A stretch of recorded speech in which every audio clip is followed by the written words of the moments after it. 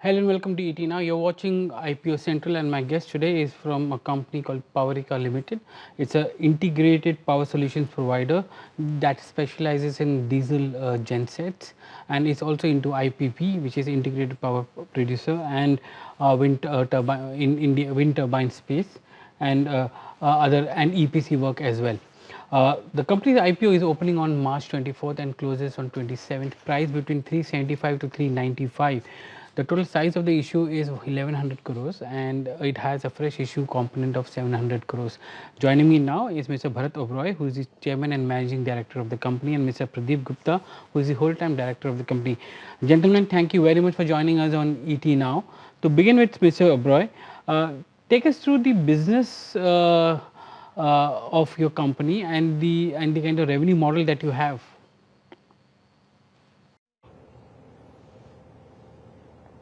Yeah, good morning, everybody. So we are, as you said, we are in the genset space, the diesel generating space, and we are in the windmill space. Now, under these categories, we do diesel generators from Cummins, ranging right from 10 kVA to 3,700 kVA, and we also do Hyundai engines, which is above 4,000 kVA. So these are the two collaborations for in the genset part. Along with the genset, in the same segments, we do control systems. We do a lot of manufacturing and assembly work for Schneider for control systems, and other assembly work for the defense and other exports for our containers, etc. And the wind, it is, as you said very clearly, we have the IPP, and we do a large amount of EPC as well. The margins on our revenues is about 80-20, which is 80% on the DG set side and 20% on the wind side. On the genset side, we do approximately at about 10.5% CAGR. Sir, give me a sense of your relationship with Cummins. I understand that this supply engines to you, and you're a genset producer. You're the OEM, original equipment manufacturer there. What is the kind of between the engines that they provide and the final product you make? What is the kind of value add that you add to that entire product? So so first let me talk about the collaboration. As I just said, we highly value that collaboration, and it's been around for close to 4 decades now, right?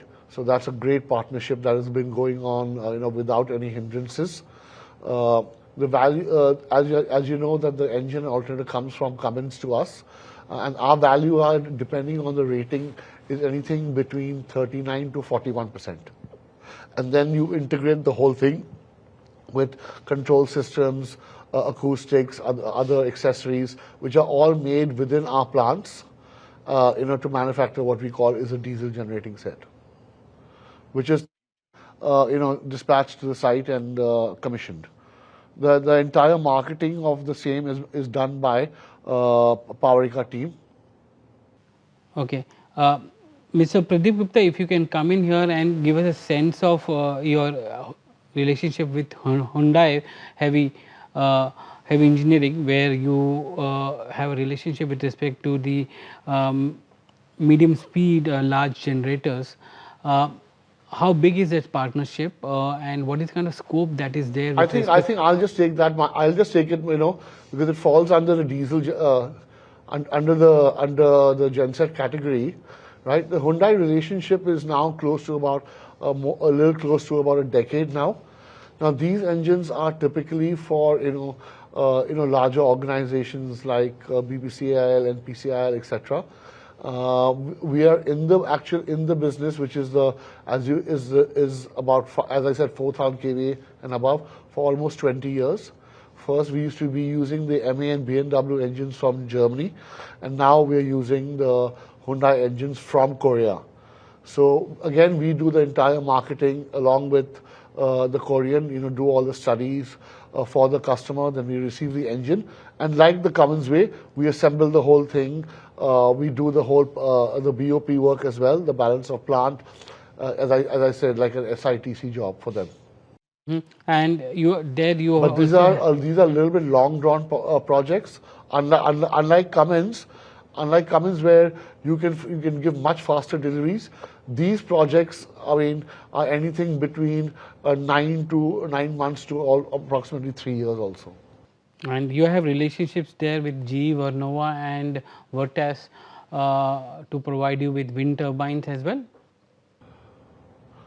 Vesta. Give me a sense. So wind business basically we started in 2008. Yeah, please go on. Yeah. So wind business we started in 2008 with the depreciation model to give the total tax shelter to the company, because there was a depreciation model in the country with ATI benefits and GBI benefits on the wind business. So we started with the addition of the wind power in the company. Also we started the BOP business right from the installation of wind mast, micro setting, searching the land, construction of the foundation, substation, internal line. So total BOP business we started in 2008-9. So we have two verticals. One is the IPP business model and another is the BOP business model. So right now we have 330 megawatt of the IPP in our balance sheet of the company, and 50 megawatt of the wind power is under construction.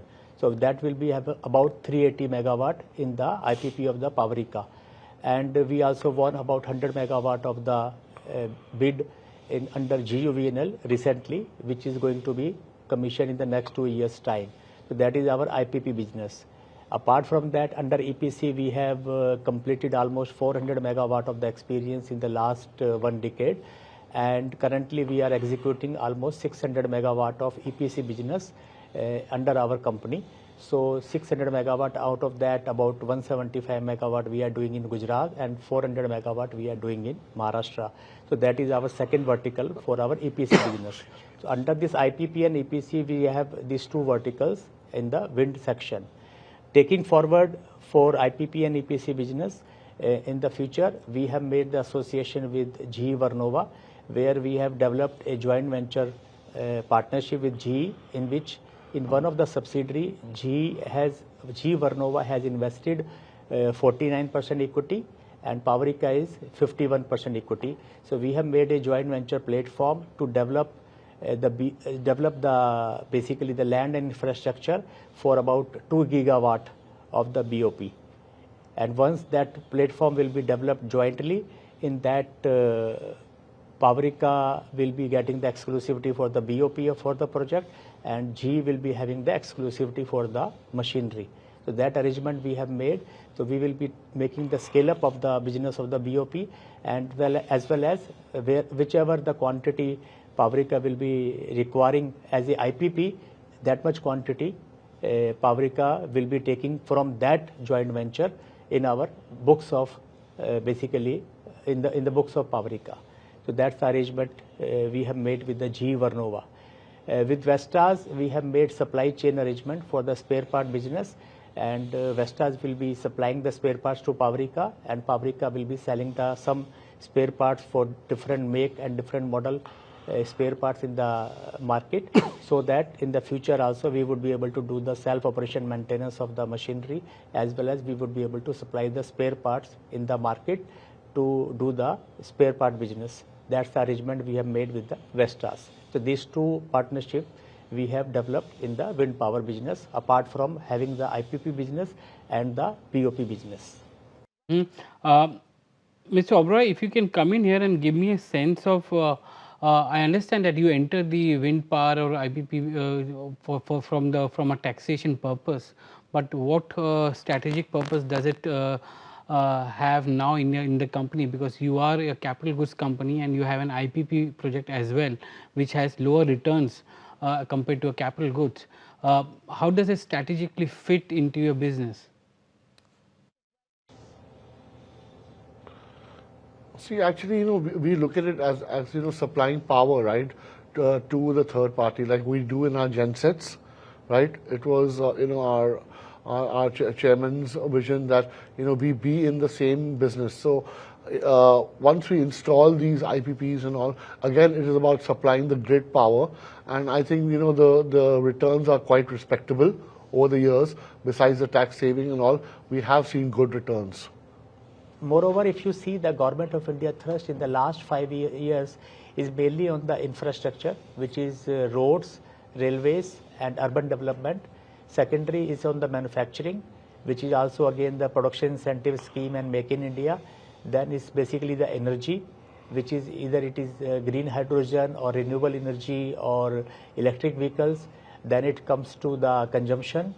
Because of that, income tax rebate has been given, or the GST rate cut was there, or it is the data center, because now the tax holiday is there with the data center, or the interest rate reduction is there, urban development is there. So all these things, basically all these 6-7 measures which has been taken in the recent budget or otherwise also, ultimately leads to the extension of the GDP of the country. And power has a direct relationship with the GDP of the country. If the GDP is going to grow 7%, 8%, then automatically the power requirement is also going to grow. And whether power comes from the 500 gigawatt of the renewable power or it comes as a backup power in terms of the DG set, both our verticals is going to grow basically in terms of renewable power or the backup power, because DG set is basically the insurance now for the sector. Everybody needs the insurance, like more the installed capacity will be added to the country, more the backup power will be required. So DG set become the necessity nowadays, and wind power, renewable power is now the energy security for the country. So both the verticals are going to do good for the next 10, 15, 20 years as far as this renewable or DG set is required. So that's why both these verticals needs basically complement each other and basically the priority for the government. And while I understand the importance of both the segments, from a market's point of view, the valuations are different for both the segments. So the capital goods space has a different valuation, and an IPP space has a different valuation. So we have worked around that with our bankers, and that's why we have come to the valuation that we have now. So ideally, you will compare yourself with a capital goods company or an IPP company in that sense. Yeah, majority, because you see that 80 to 85% we are basically top line is basically the manufacturing. You can say that capital goods company backed by the support by the wind IPP. So mainly we are a capital goods company backed by the this IPP model. So that's the way, because IPP model can be worked out with the DCF method, and capital goods manufacturing is on the PE multiple. So we can say that we are a capital goods manufacturing company backed by the IPP model. Give me a sense of the kind of profitability the IPP business has, and what is the kind of EBITDA contribution that IPP has to in your business?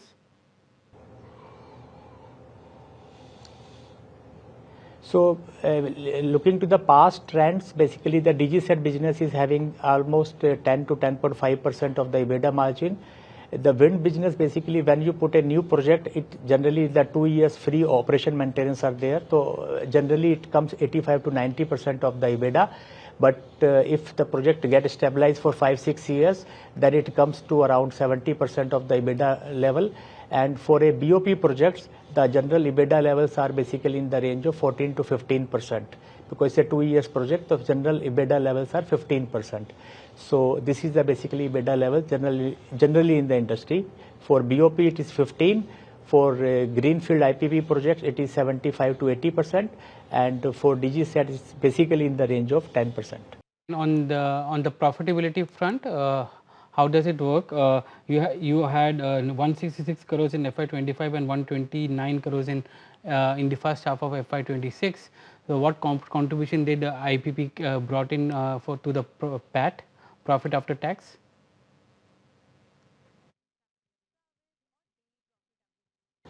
Profitability is always basically company always have the cash profit, always maintain the cash profit. in the basically in the balance sheet, and always the debt has been always very conservative on the lower side, and you can say that in the overall company has made about 7 to 8% of the PAT margins company has maintained, and 10% above the PBT has been maintained by the company. Are you referring for the hike that happened? I'm referring to the contribution of profits to IPP from IPP. Yeah, because in there is a accelerated depreciation of 60%. So depreciation is there. So that's why the PBT and PAT basically generally will not give you the exact working. Ultimately, you have to take the cash into the consideration, because always otherwise there will be when the project will be installed, so always there will be negative PBT or PAT, because the 60% depreciation will be there in the wind business. Do you see divesting some of the IPP business? Because I saw in FY24 you did a part of your IPP business was divested. Do you see that as businesses mature, you will divest this business as well? No. You know, nothing is on the cards at yes, but if we do see some good opportunities, you know, we'll definitely look into it. In Tamil Nadu, we were having 26 megawatt of the projects, and that they were in the isolation, and we were having the lower PPA rate from the Tamil Nadu government, almost 3 rupee 27 paisa per kWA, and there was an opportunity of breaking the PPA and selling those assets to the captive customers of 7 rupees, something like that. So we got a good opportunity of selling those assets and making some good gain for the company. So we encashed that opportunity and sold those assets in 24. So that was a one-time decision we have made. Can you give us a sense of the kind of debt that is there and how much will it be paid after the IPO?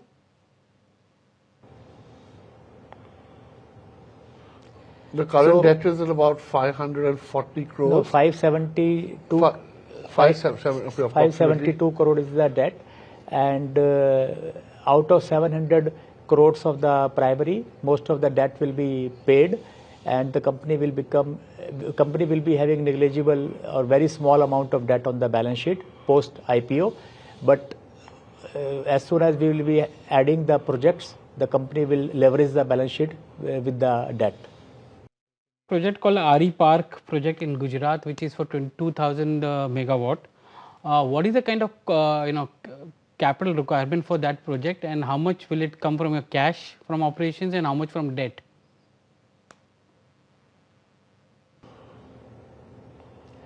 So with GE Vernova, we have made this joint venture with 5149.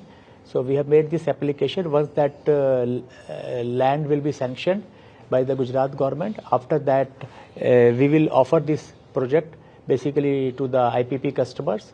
So there will not be much of the requirement of the cost, because this project will be offered for the IPP customers. So this will be the BOP business for Powerica. Okay. And do you see what is the kind of cash flow that you see from operations going forward?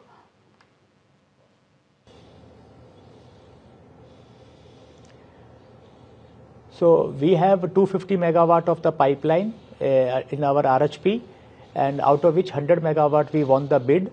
So that we will be executing, and balance 150 megawatt is the leftover pipeline. So that basically is going to be developed, and because currently we have 380 megawatt installed, out of which 330 are operational. So at this moment we can discuss, and the details, you know that regulatory restrictions are there, so we can discuss about that much only at this particular time. Gentlemen, it was a pleasure talking to you today. Thank you very much for joining us on ET Now. Your IPO is opening on March 24th and closes on March 27th. Price between 375 to 395, 1100 crore IPO that values your company at close to 5,000 crores at the upper end of the price band. Thank you for joining us today. Thank you. Thank you very much. Thank you.